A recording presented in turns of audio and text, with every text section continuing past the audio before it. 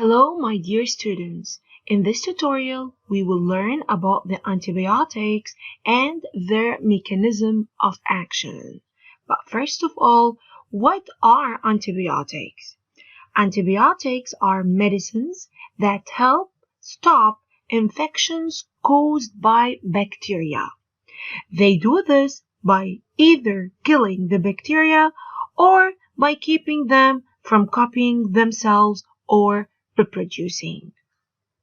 Before scientists first discovered antibiotics in the 1920s, many people died from minor bacterial infections such as Streptococcus throat.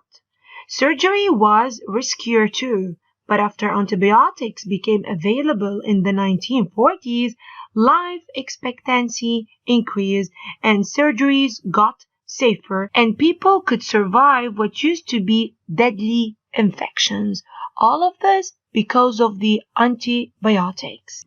Besides, it's necessary to know that only bacterial infections can be killed by antibiotics. What I meant to say that the common cold, flu, most coughs, and some bronchitis infections and sore throats and stomach flus are all caused by viruses.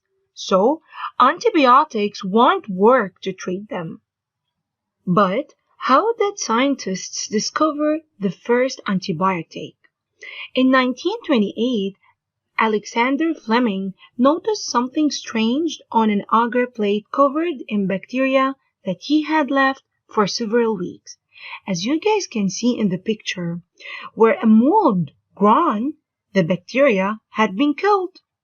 He had discovered then that the mold produced penicillin. Notice, guys, that near the mold, which is a fungus, no bacterial colonies were observed. Bacterial colonies contain large numbers of aggregated bacteria.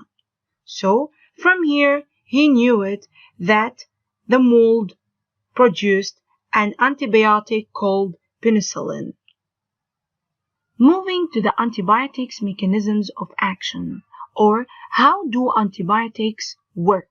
Firstly, they can disturb or destroy the cell membrane function of the bacteria. Secondly, they can inhibit the cell wall synthesis, which actually protects the bacteria.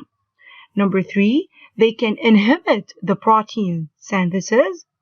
Number 4, they can inhibit the folate synthesis, which is very important for bacterial proliferation because folate is a substance which helps the bacteria make up the nucleic acid required for DNA.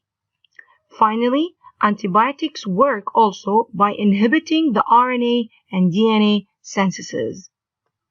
For example, have a look, guys, at this picture.